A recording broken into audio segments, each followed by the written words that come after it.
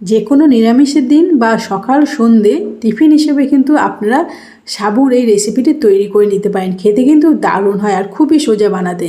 এখানে আমি এক বাটি সাবু নিয়েছি। সাবুটাকে প্রথমে 3-4 বার জল দিয়ে পরিষ্কার করে হাত দিয়ে চটকে চটকে এভাবে ধুয়ে নেব। দেখুন ধোয়া হয়ে গেছে। এবার সাবুটার মধ্যে একদম অল্প একটু জল দেবো, যাতে সাবুর ওপরে একটুখানি জল থাকে। ঠিক এরকমই জল দিতে হবে, বেশি জল দিলে কিন্তু হবে না।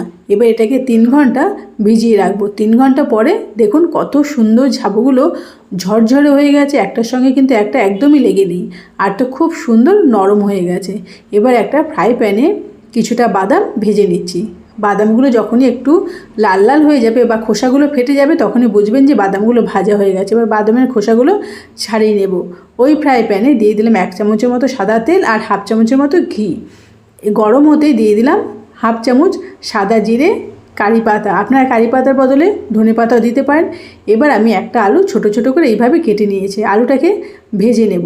আলুটা তাড়াতাড়ি নরম হওয়ার জন্য দিয়ে দিলাম 1/2 চামচের মতো লবণ। লবণটা দিয়ে আলুটাকে এইভাবে একটু লাল লাল করে ভেজে নেব। তাড়াতাড়ি নরম হওয়ার জন্য ঢাকা দিয়ে রাখলাম।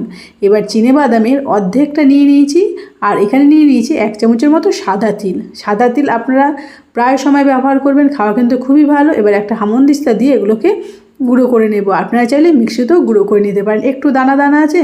আর এদিকে আলুটা কিন্তু খুব সুন্দরভাবে লাল লাল করে ভাজা হয়ে গেছে আর সেদ্ধ হয়ে গেছে। এবার এই আলুর মধ্যে দিয়ে দিচ্ছি ভেজানো সাবুদানাগুলো।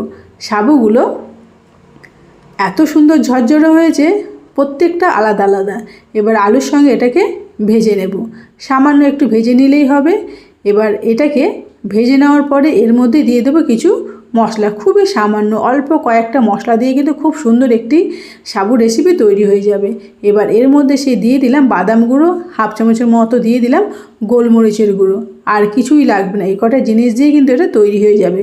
এবার বাদাম গুঁড়ো আর গোলমরিচের গুঁড়ো দিয়ে এটাকে একটু ভেজে নিচ্ছি, ওই 1 থেকে 2 মিনিটের মতন। এখানে কিন্তু গ্যাসের ফ্লেমটা লোতেই রাখতে হবে, লোতে রেখেই কিন্তু এটাকে কাজ করতে হবে। এবার এটাকে ঢেকে রাখবো 5 মিনিটের মতন। এদিকে কিন্তু গ্যাসের ফ্লেমটা একদম লোতে রাখা আছে। আর এদিকে দেখুন সাবুদানাগুলো কেমন কালার চেঞ্জ হয়ে গেছে, অনেকটা কিন্তু ট্রান্সপারেন্ট হয়ে গেছে। এবার এর মধ্যে দিয়ে দিচ্ছি কয়েকটা গোটা চিনেবাদাম, আর একটু দিয়ে দিলাম চিনি, যাতে স্বাদটা খুব ভালো হয়। আর সবশেষে দিয়ে দেবো একটু পাতিলেবুর রস। এটা দিলে কিন্তু খেতে খুবই টেস্টি হবে, একটু টক টক, আর চিনি দেওয়াতে একটু মিষ্টি মিষ্টি। তাহলে সবগুলো দিয়ে এটাকে নেড়ে চিড়ে নামিয়ে নিলেই কিন্তু এটা একদম রেডি। আর এটা আপনারা যখনই খাবেন একটু গরম গরম খাওয়ার চেষ্টা করবেন, খেতে কিন্তু দারুণ লাগে। সাবুগুলো যখন মুখে দেবেন খুবই সুন্দর, একদম স্লিপারি আর একদম সফট। এদিকে আলুটাও কিন্তু খুব সুন্দরভাবে সেদ্ধ হয়ে গেছে। আমি একটা প্লেটে তুলে নিলাম। এটা দেখতে যেমন সুন্দর, খেতেও কিন্তু দারুণ টেস্টি। যে কোনো উপোসের দিন আপনারা এটা তৈরি করে নিতে পারেন, বা সকাল সন্ধ্যে টিফিনের জন্য কিন্তু আপনারা এটা তৈরি করে নিতে পারেন। আর বাচ্চাদেরকে দিলে কিন্তু বাচ্চারা খুবই খুশি হয়ে যাবে।